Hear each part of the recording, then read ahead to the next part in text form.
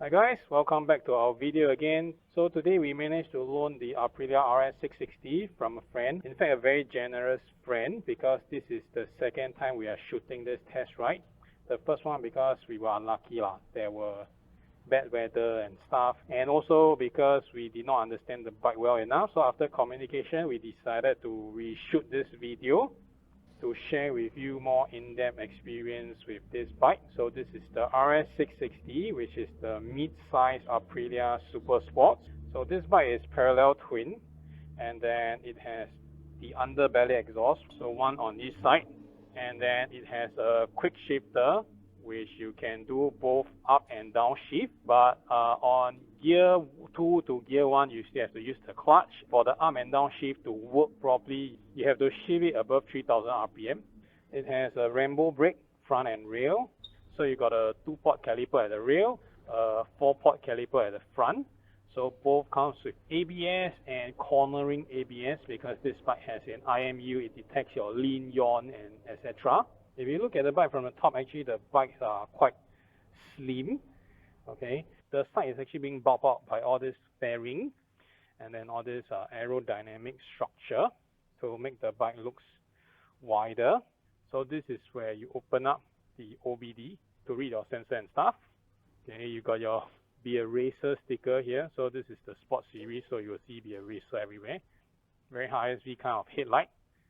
Let us turn on the bike and see how it looks on the dash. Be a Racer again. Okay, so once we turn on, see the very nice daytime running light, and then it has a button on the right hand to turn on and off the headlight. So when you press on this, you can actually turn on and off the headlight. You can see the icon here, and then you're able to turn on a brighter LED, or you can dim down. And then once you start the bike, the headlight will be on, and of course you have the option to turn it off, and the daytime running light will be actually brighter if it's off. So you will see a lot of controls on the left and right hander, especially the left one. Okay, so you have your up, down, left, right, your cruise control. This is your high beam, low beam, as you can see. Your signal light, and then bottom you see your horn, and then here is the light button, your kill switch. It has a few ride mode that you can choose. Okay, you have a lot of settings here. Probably we don't know how it works. Let's see, maybe it's press and hold. Okay, yep. You will have your standard commute mode, which is your day-to-day ride, your dynamic, which is slightly sportier, as you can see the engine brake. Oh no, this is fuel map, engine brake, traction control, wheelie control, ABS. The commute is more restricted, and then the dynamic is not, and then the individual is your individual mode, user mode, where you can set up. Seems like this is a little bit more hooligan setting. We will try all both together, and they have this race mode. Once you click it into race mode, and then you will get two more options, which is the time attack and the race. Basically, it allows you to unleash more power, more torque, turn off ABS, etc., etc. So those are the things that it does. So we will change back to road. So you can check out the tail light, which is a M shape, which is quite interesting. But once you step on it, the lower half will actually activate. The signal lights are all integrated within the headlight. Okay, let us hop onto it. Generally, the bike is quite tall, as you can see here. My feet is tiptoeing on both sides. If I want to flat foot on one leg, basically the other leg is really tipping toe. So the seat height is quite tall. Okay, but the interesting part is that the handlebar is not like your traditional clip-on, which is low below. It's higher up, so you can see the bridge here. The seating position is not as aggressive. Basically, it's a more relaxing sports bike, I would say, where you can ride for slower pace and longer distance without feeling your neck ache, back ache, and also the stress on your palm. Okay, let's start up the engine. We will try the commute mode first, and then slowly we'll progress and move on to other modes. Okay, so it also has a sensor to detect whether you are indoor or outdoor, and the dash will automatically light up. As you can see, there's this orange icon here. So this orange icon indicates that there's no downshift because we are at gear 1, so automatically downshift don't make sense. Okay, it's our second time riding this bike, and it's also our second experience with a quick shifter. Generally, we never rode a bike with quick shifter before, so we might be retarded in terms of using the quick shifter. We still do a lot of shift work, so we are just trying the roundabout. So the roundabout, the bike is very light actually. The bike feels like a Class 2A bike, and it's very nimble.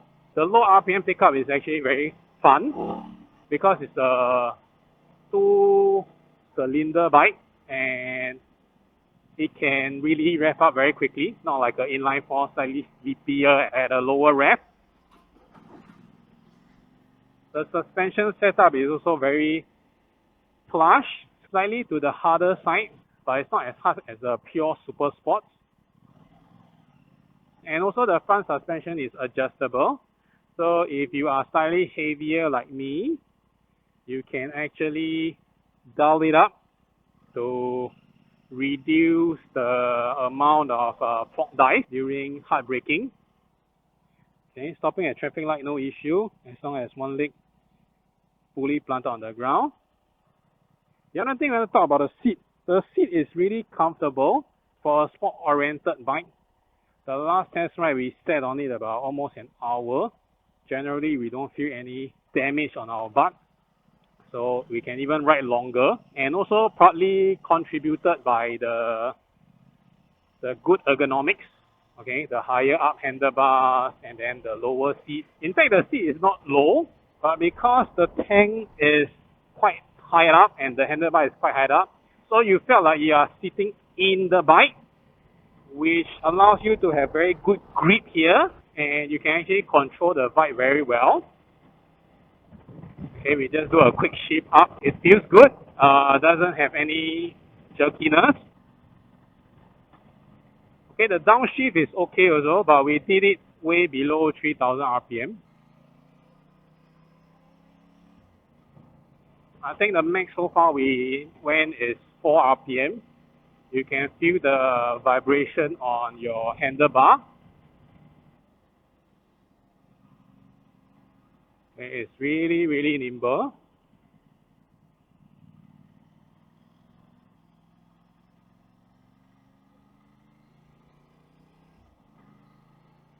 Okay, the first to second for upshift, you will feel the jerk. Second to first, you can also feel the jerk. But I think after that, it's basically quite smooth. You don't feel the sudden change of gear. Okay, it's time to try whether we can lane split. We tested it. It is possible because it's light and it's easy to move around. So, no problem doing lane splitting. Okay, see, subconsciously, I'm still using the clutch. Okay, as you can see here, there's a lot of icon on the dash as well. So it means that this bike comes with a mobile app, just like the newer Aprilia, where you can do intercom and media control. That explains why you have buttons all around. It's not just for your ride mode. Okay, the engine gets warm up pretty quickly, in my personal opinion. Probably it's also because it's a really hot day today. I mean, it's Singapore and it's in the afternoon. What do you expect? You can feel more heat on the right side of the bike. I guess it's because the radiator is blowing towards this side. Basically on the left side it's quite cooling.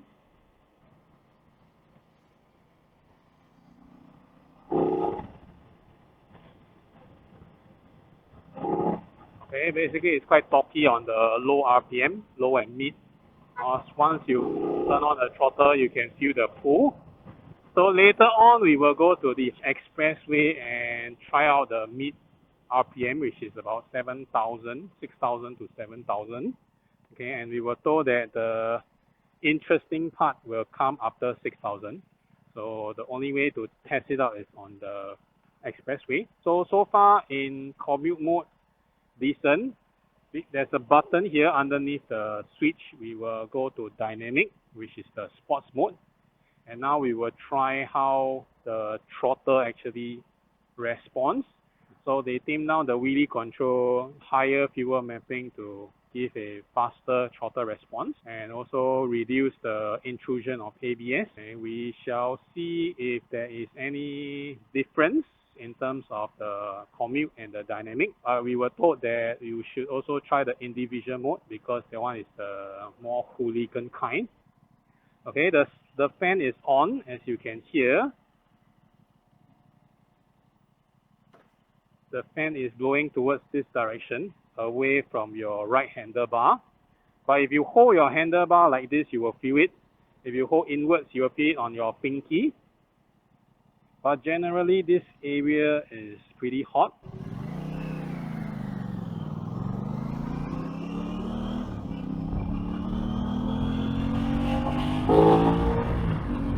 Yeah, the throttle response is definitely dialed up, okay, as compared to the commute mode. So this one is more twitchy, but it's more fun if you are looking for a more spirited ride.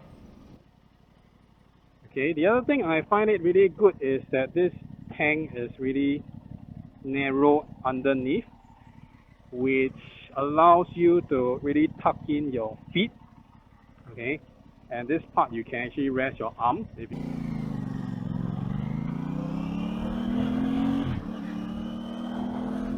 Okay, constantly I have to tell myself not to use the clutch for upshift because it comes with a quick shifter. So we are saying that this part is really nice because you can rest your hand on the tank if you really want to tuck in and be the racer Aprilia wanted you to be.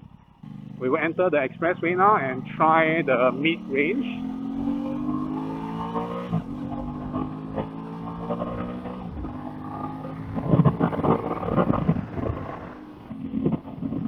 Okay, you can see that the mirrors are vibrating. In order to reach 6,000 RPM, we have to maintain in gear 4. If not, we will be over the speed limit. As you can see now, it's already 90. That's not very wise for fuel economy, but it's definitely fun.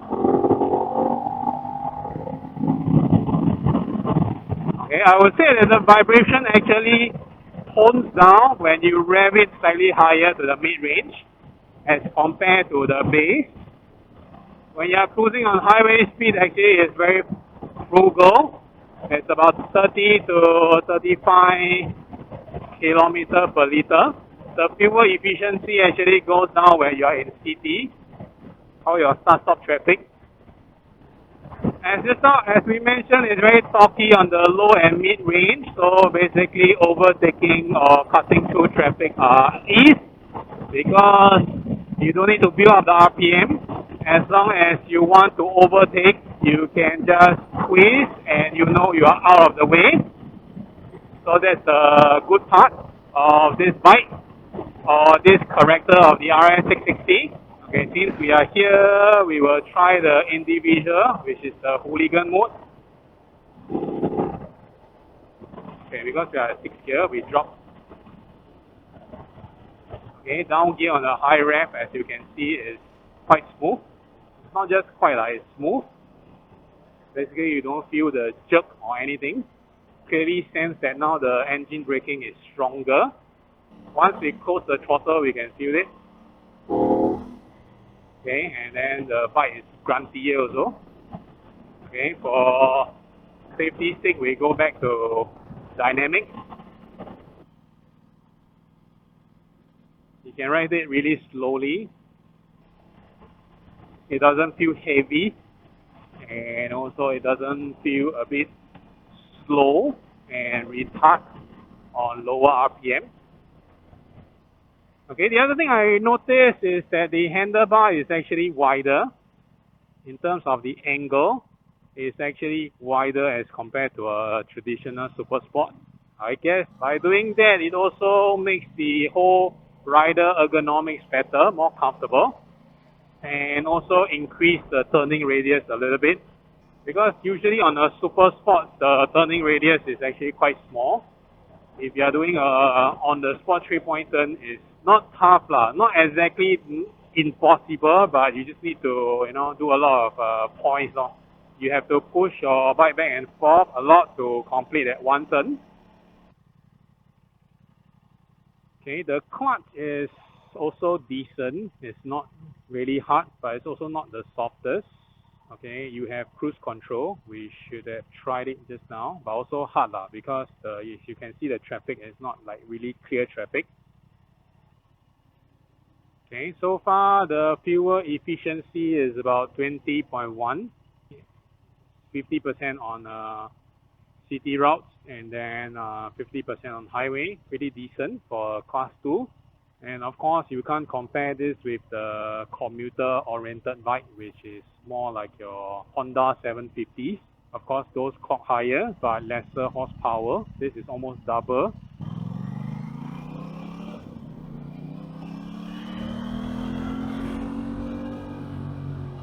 Okay, the front brake initial bite is really good. I like the confirm feeling, gives you confidence.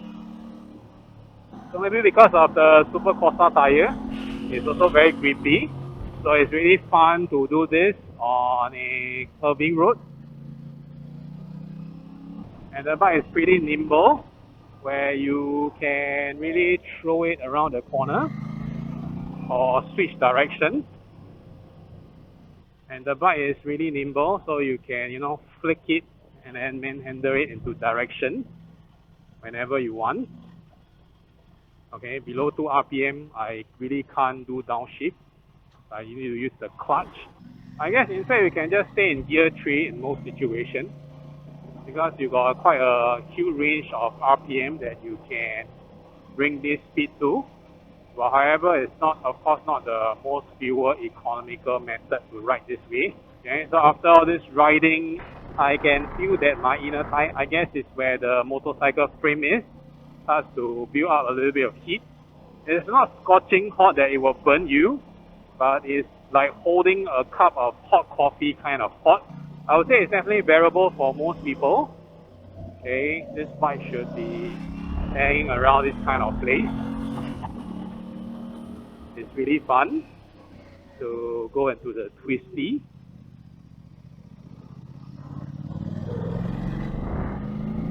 With the RS.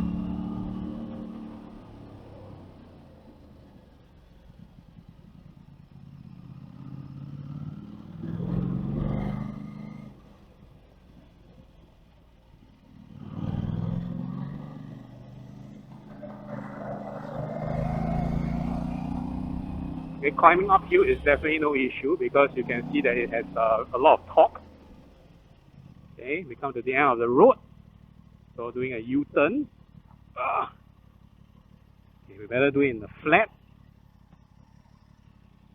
Okay, so full lock, roll off. See whether if we can. Okay, see, pretty decent. If it's on a standard Super Sport, I don't think you can do that.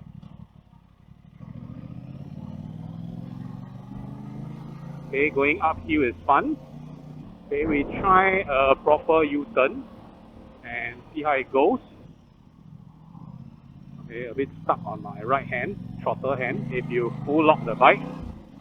Okay, we try one more time. Okay, I guess because this thing is too bulged out and sharp, so when you try to full lock, actually this thing hits my wrist, as you can see here. But if you adjust your hand a little bit upwards, it should be fine. See, natural instinct again, we are using the clutch instead of the quick shifter. Okay, really comfortable seat, as you can see, very soft.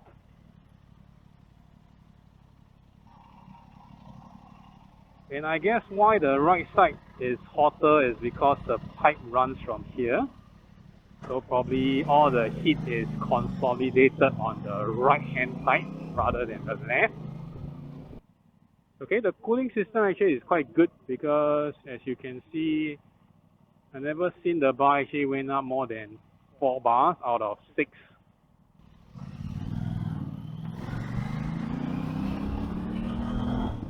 So this is a really good beginner or a friendlier sports bike, in my opinion. So it's more approachable, it's more comfortable, it's more fun because it's light and it's torquey. And the power is within reach, not like the inline 4 or V4 where you have to rev the bike to a certain rev in order to unleash the potential. This one, you can easily attain it. Although on this 660, you can't 100% fully utilize it, but at least you can rev it up to what, 8, 9 RPM, okay, which they pick at what, I think 11 peak horsepower.